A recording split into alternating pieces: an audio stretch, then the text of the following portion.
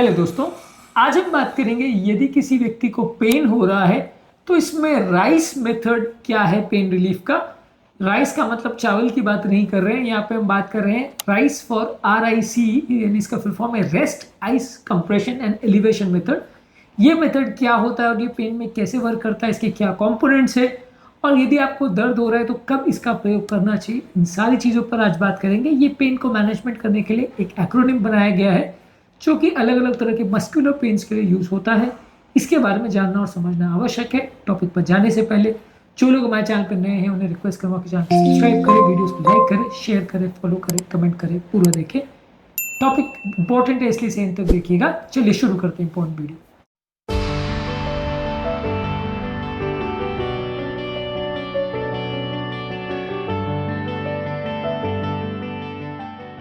इसमें चार कंपोनेंट है। R for rest, I for ice, C for compression और E for elevation. Basically rest का पर्पस ये होता है कि इंजरी बढ़े नहीं और हीलिंग प्रोसेस एक्टिवेट हो जाए।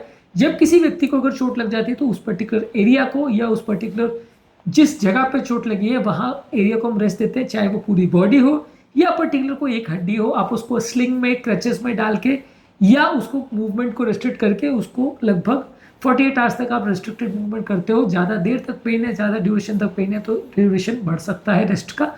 इसके अलावा आइस आप लगाते हो इस एरिया को नम करने के लिए, जो उसका सूजन को भी कम करेगा।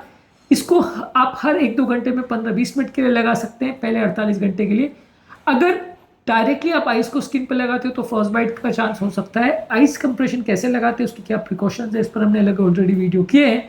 पर आप आइस अप्लाई करते हो, इससे दर्द और सूजन चला जाता है और लोगों को दर्द में राहत मिलती है। इसके अलावा आप उस एरिया को कंप्रेस करते हो जहाँ पे इंजरी हुई हो। इसमें आप एक कंप्रेशन कफ बांधते हो जो बहुत ज़्यादा टाइट नहीं होना चाहिए और उसको भी कोशिश करिए कि जो एरिया हार्ट से सबसे ज़्यादा दूर है वहाँ से आप बांधना चालू करें और धीरे धीरे करके ऊपर की तरफ या हार्ट की तरफ लाएं। मान लीजिए पाँव में चोट लगी घुटने में, तो आप उसको घुटने के नीचे से बांधना चालू करें और फिर धीरे धीरे करके ऊपर की तरफ बांधें और उसको कोशिश करिए कि बहुत ज़्यादा टाइट नहीं बांधे ताकि कंपेरेटिवली आपका वो एरिया सुन्न ना पड़ जाए। इसका बेसिकली पर्पस ये है कि आपका वो एरिया में बहुत खिंचाव तनाव नहीं होता और उसमें कंपेरेटिवली आपका दर्द कम होता है, हीलिंग भी कंपेरेटिवली बेटर होती है, मूवमेंट भी कंपेरेटिवली कम हो जाती है।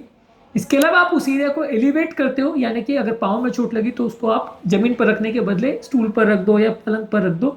आप पाँव को जमीन की सतह से थोड़ा ऊपर उठा के रखें जिससे कि उस एरिया में ग्रेविटेशनल फोर्स की वजह से पानी या ब्लड इकट्ठा न हो जाए और ब्लड और पानी हार्ट की तरफ ड्रेन डाउन करे।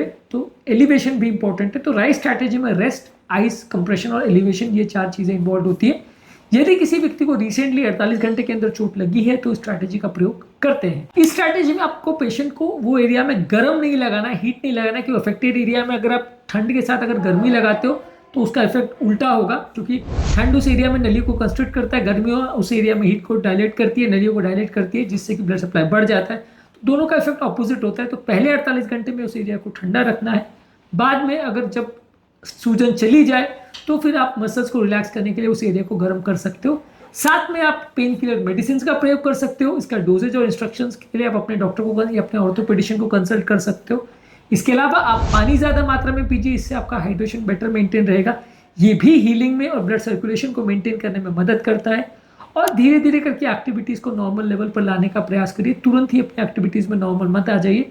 अपनी एक्सरसाइज को जेंटल रखिए और धीरे धीरे करके अपनी फ्लेक्सिबिलिटी और मसल स्ट्रेंथ को रिस्टोर करने का प्रयास करिए।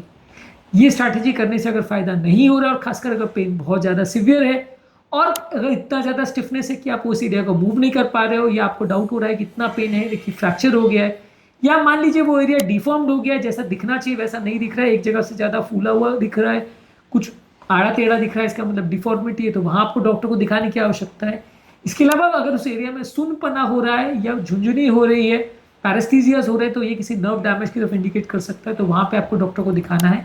इसके अलावा अगर किसी घाव में इन्फेक्शन हो गया है तो वैसे केस में भी आपको डॉक्टर को दिखाना है। ये RICE strategy mild to moderate injuries के लिए एप्लीकेबल है, पर अगर किसी को अनवांटेड कुछ प्रॉब्लम्स हो रही है, जैसे सीवियर पेन, फ्रैक्चर जैसा प्रॉब्लम हो रहा है, डिफॉर्मिटी हो रही है, पैरास्थीसियास हो रहे हैं या इन्फेक्शन हो रहा है, तो वहाँ पे आपको डॉक्टर को दिखा के ज़्यादा अग्रेसिव थेरेपी करना पड़ेगा, दवाइयों पर आश्रित होना पड़ेगा।